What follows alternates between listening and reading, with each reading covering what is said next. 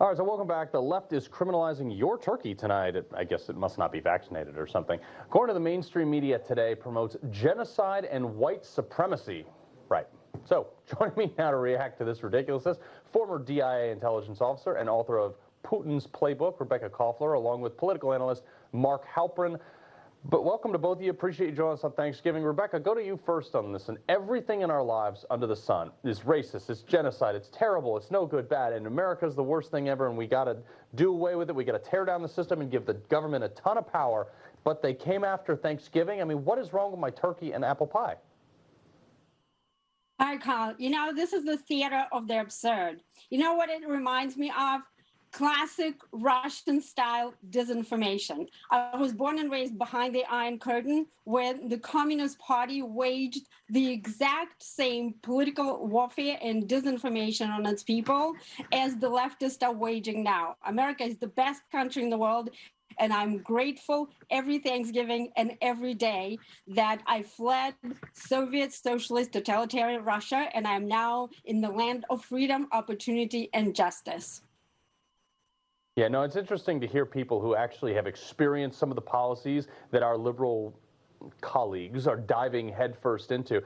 So, Mark, can we just have one holiday? I mean, like they try to cancel Christmas. Trump, thankfully, was like, you know, I'm saying Merry Christmas. They've tried to cancel everything from 4th of July, saying, you know, with a 1619 project, and it's, you know, that's not the real thing. I mean, everything is offensive and needs to be morally torn down. Can they just give me one day, which I get to eat apple pie, Mark? First of all, Carl, happy holidays to you and to everyone. I can't top the previous answer. That was very eloquent and a great defense of and celebration of America. So thank you for that. I think Arbor Day might be safe. I think that's where you got to put all your money, Carl, and have your apple pie on Arbor Day. I don't think the left is going to come for that. All right, that's good. You know, now that I have a list, the extensive list of one, I'm gonna run with that. But Rebekah, you know, we're dealing with all kinds of things. I mean, we're dealing with an energy crisis, a shipping crisis, record inflation.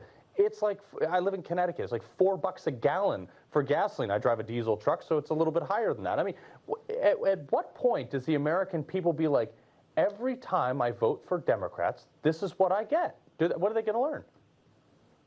I know, and this is exactly the same question, Carl, that I've been wondering about. This is the most expensive Thanksgiving in the country's history when it comes to gas prices, right? Gas prices are at the highest level in 7 years.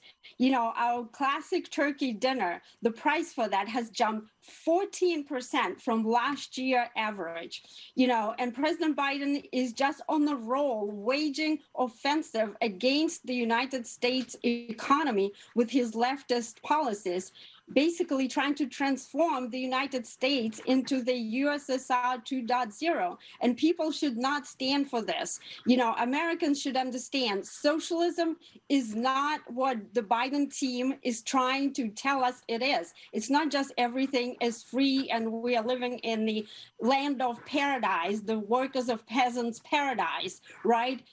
We should go to the ballot box and vote accordingly and try to elect, you know, the president that is going to go back to basics. Capitalism is not perfect, but it is the best system that the world knows. It allows us to flourish and prosper. Socialism creates poverty and tyranny. And I have a firsthand experience with that.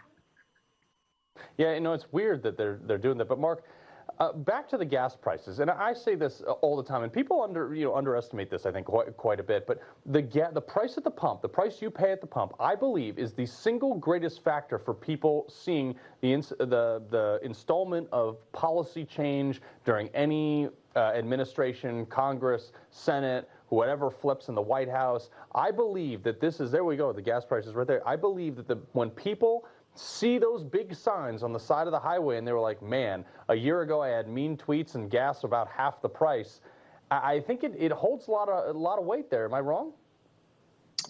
Carl, I'd say the price of cable TV and bacon is right up there with gas, but those are the kind of the holy trinity of price sensitivity for the American people. And, you know, the reality is you can't escape it. And it is not just obviously something that's going to hit wealthy people. The president has talked about not wanting to raise taxes on people who make less than $400,000 a year.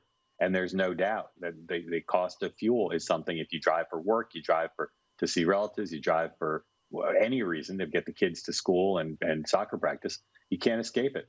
You cannot escape it. And that's why this is, as you said, such a sensitive issue for so many. Yeah, but the problem is how high does it have to go before people say, like, oof, like the policies that I voted for? I mean, look, Joe Biden got 80 million votes or whatever it is. You know, at what point does those 80 million people say, wow, this is not what I voted for, and I think it's time to go? Rebekah, how bad does it have to get before people realize, like, the places you came from, that's what we're headed towards? Well, you know what, Carl? We're already there, actually. The American people have spoken as far as who is to blame for this disaster, the deterioration of our economy. Is Joe Biden. The recent Economist YouGov poll actually reveals the sharp deterioration in views as far as what our country's economic performance is, and they're blaming Joe Biden. And guess what? What is also remarkable about that poll, it's not just people who typically disagree with Biden hold that view, but it's people who are neutral and people who have voted for the president. So we are there. Yeah, we're there. Mark, real quick, I want to get to this massive crime wave that's sweeping it's allegedly organized crime is behind it. Apparently they're paying people. They hit another Nordstrom's last night in Los Angeles. I mean, how do you stop this? Well, the graphic on the screen, Carl, says brazen, and I think that's the right word. This is not normal, and the local officials need to be a lot more out there. A lot of the stores are just kind of laying down and saying, yeah, come take the stuff. We don't want the fight. This is where state and local government need to intercede. I've been heartened by Gavin Newsom being pretty outspoken about this, but words aren't going to stop this. This undermines our basic civil order, our basic societal compact. It's got to stop. Yeah, well, it's the slipping gradualism of the tolerance of crime in the entire state, I believe. Broken windows policy under Rudy Giuliani probably would change some stuff. I guess, Rebekah, Mark, we appreciate you joining us. Happy holidays. Happy holidays to both of you. Coming up, the Macy's Thanksgiving Day Parade made a comeback in the Big Apple, and Baby Yoda stole the show. That's where we're at, folks. Baby Yoda. More details when we come back.